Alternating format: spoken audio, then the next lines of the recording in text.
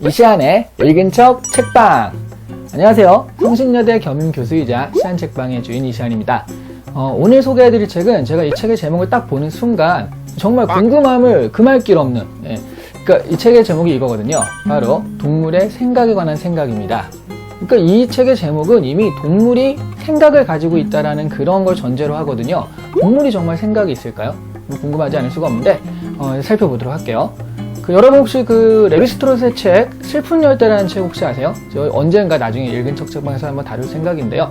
이거는 아무리 뒤떨어져 보이는 문화다라고 하더라도 그것이 뒤떨어지거나 열등한 문화다가 아니라 우리랑 다르다. 그 환경에서는 그 문화가 맞는 것이다. 그러니까 문화를 뒤떨어진다라고 얘기하는 것이 아니라 그냥 다를 뿐이다라는 문화 상대주의적인 관점에 대한 책입니다. 근데 지금 소개해드리는 바로 이 책, 동물의 생각에 관한 생각은요, 바로 그런 문화 상대주의적인 관점을 동물에게까지 적용하는 책이라고 보시면 될 것 같아요. 세계적인 영장류학자 프랑스 드발이라는 사람이 쓴 책인데요. 이렇게 물어요. 이 책에서 이 앞에 가까이 보이시죠? 여기 빨간 글씨로 써 있는 거 있죠? 우리는 동물이 얼마나 똑똑한지 알 만큼 충분히 똑똑한가? 라고 인간에게 묻습니다. 근데 이 책을 보면 지금까지 인간들의 어떤 행태를 보면 그렇게 똑똑하진 않았다라는 걸 알 수 있어요. 왜 그런지 이 책을 이제부터 핵심을 들여다보도록 하겠습니다. 지금까지 동물들을 연구를 하는 학자들은요, 동물들이 인간의 행위와 비슷한 걸 하면은 그거를 두 가지로 설명을 했다고 해요. 하나는 본능에 의한 것이다. 하나는 보상과 그에 따른 학습에 의한 것이다. 그러니까 동료들을 도와준다. 그 침팬지가 동료들을 도와주는 행위를 했다라고 했을 때 동료라는 유대의식이 있다거나 아니면 도와줘야겠다 그런 생각에서 따른 것이 아니라 이 두 가지 때문에 하는 것이다 라고 설명을 했다라는 거죠. 그러니까 말하자면 한마디로 지금까지 학설은요, 절대로 동물이 의식이 있고 생각이 있다라는 것을 인정하지 않았다. 이렇게 얘기를 합니다. 하지만 프랑스 드발은요, 거기에 대해서 기존의 학설들이 지나치게 인간 중심적으로 설계된 실험의 결과 때문에 그렇다라고 얘기를 하거든요. 예를 들어 이 책의 표지에서도, 이 책의 표지에 보시면 여기 코끼리 한 마리 보이시죠? 이 표지에서 소개된 이 코끼리 실험인데요, 칸돌라라는 이름의 코끼리래요. 이 코끼리를 실험한 게 어떤 실험이냐면, 기존의 코끼리 실험은, 그러니까 코끼리가 도구를 사용할 줄 아느냐 모르느냐, 이런 과제에 대해서 바나나를 매달아 놓고요, 그 옆에 이제 나무 막대기를 둔 거죠. 그러면 도구를 사용할 줄 안다면 코로 그 나무 막대기 집어가지고 툭 건드려서 바나나를 따먹을 것이다. 이렇게 생각을 했는데 코끼리가 이거 집지를 않는다는 거예요. 나무 막대기를. 그러니까 이건 코끼리는 도구를 사용할 줄 모른다 라는 결론에 이를 수밖에 없는 실험이었는데요.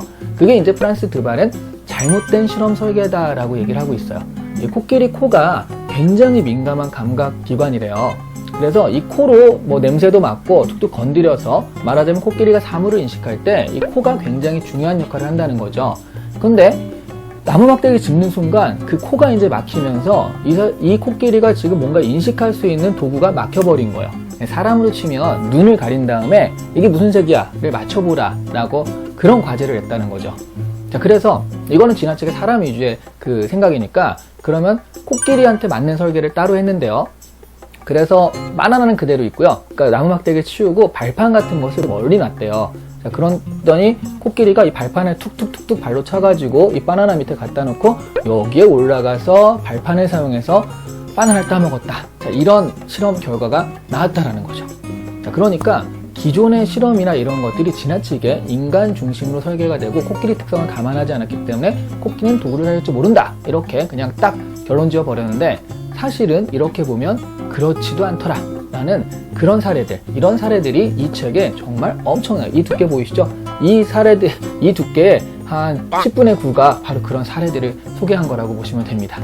이 책의 저자는 동물들에게 의식이나 인지가 있다, 생각을 할 수 있다 라고 그렇게 섣부르게 단정하진 않습니다. 하지만 이 책의 내용을 보면요, 생각 있는 존재가 할 만한 행동들을 동물들도 한다라는 사례들로 대부분 이 책을 채우고 있다는 거예요. 이를테면 동물들도 사회적 생활을 하고요, 친구들을 도와주기도 하고 때로는 정치 공작을 해서 음해하는 것도 있더라고 하고요. 또 서로 우리한테 똑같아 보이지만 서로 다른 개체들이라서 개체들을 구분해서 이름을 부르기도, 돌고래 같은 경우는 이름을 부르는 경우도 있다라고 합니다. 그리고 일본 원숭이 하나는요, 아기 원숭이 하나가 고구마를 씻어 먹기 시작했는데 그 집단의 고구마 씻어 먹는 트렌드가 퍼지고 그 지역 근처에 퍼져가지고요, 그 지역에 사는 일본 원숭이들은 다 고구마를 씻어 먹는다. 이런 트렌드가 한마디로 유행이죠. 유행까지 있다라고 해요. 이 정도면 뭐 트렌드 코리아 못지않게 트렌드 원숭이 코리아 이런 것도 있어야 되는 거 아닙니까? 코리아가 아니구나. 트렌드 원숭이 재팬? 트렌드 원숭이. 죄송합니다. 쓸데없는 말을 너무 많이 했네요. 네. 그래서 유행까지 있다라는 걸 증명을 하거든요. 무엇보다 동물들에게 과거를 기억할 수도 있고 미래를 추론할 수도 있다라는 그런 능력에 대한 얘기를 하는데요. 어떤 원숭이 하나는 낮에 외부가 추울 것을 좀 걱정해서 밤에 잤던 축사에서 짚을 챙겨서 나가는 사례도 있었다고 해요. 우리가 뭐 캠핑 같은 거 갈 때 야 이따 저녁에 추울 테니까 그 침낭 좀 더 챙기자. 지금의 기온 말고 이따가 추울 테니까 라고 생각하는 것과 비슷하게 추론 능력이 있었다라는 그런 사례가 있었다는 거죠.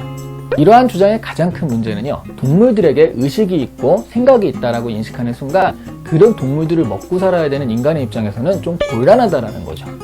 이 책에서는 문어가 굉장히 똑똑한 동물로 소개가 되는데요. 그래서 그 병 안에 넣어놨더니 막 자기가 뚜껑을 열고 나오는 그런 실험도 있었고, 심지어 병 안에 먹이를 넣어놨더니 뚜껑을 열고 들어가서 먹이를 먹는 그런 실험들을 소개를 합니다. 근데 그런 걸 우리가 알았는데, 그리고 혹시 음식점에 가보면 이렇게 탕 같은 거, 해물탕이니 뭐니 있잖아요. 이 안에 문어 같은 걸 통째로 넣어가지고 막 이렇게 살아있는데 그거 뭐 뚜껑에 덮여가지고 나오려고 기를 쓰고 하는 그런 모습들 볼 때가 가끔 있죠. 정말. 그런데 그 문어 자체가 약간의 지능이 있다라고 우리가 인식한다면 그 모습은 정말 너무 보기 힘들 것 같아요. 그래서 동물들에게 생각이 있다라고 말하는 것은 무척 위험한 일이고요. 바람직하지 않을 수도 있습니다. 그래서 기존의 학설들은 끊임없이 동물에게 의식이 있다는 것을 부정해 온 거거든요. 저자 역시 동물에게 생각이 있고 의식이 있다라고 이야기하는 것은 아니다라고 끊임없이 강조를 해요. 다만 저자의 주장은 뭐냐면 인지라는 것을 너무 인간 중심적으로만 보지 말고 동물의 입장에서 생각하고 이해해야 한다 정도로 정리를 하고 있다라는 거죠. 그래서 제가 이 책은 동물에 적용된 상대주의적 관점이다 이렇게 좀 정리를 한마디로 한 건데요. 근데 하지만 이 책을 보면요, 저자가 이 책을 딱 보면 저자가 물병을 뚫어지게 보면서 뭐 꼭 물이 먹고 싶은 건 아니야 라고 말하는 그런 느낌이에요. 끊임없이 동물의 인지에 대한 그런 실험과 사례들을 소개를 하거든요. 그래서 저자가 대놓고 말하진 않았지만 동물의 인지나 생각에 대해서 우리 집 개와 우리 집 고양이에 과연 생각이 있을까를 한 번쯤은 더 생각해보게 하는 그런 책이었습니다. 자, 오늘 이 시간에 읽은 척 책방 바로 이 책 동물의 생각에 관한 생각이었고요. 동물들도 생각이 있으며 이 시간 읽은 척 책방 구독을 좀 눌러줬으면 좋겠네요. 자, 여러분도 구독 부탁드리면서 오늘 마치도록 하겠습니다. 감사합니다.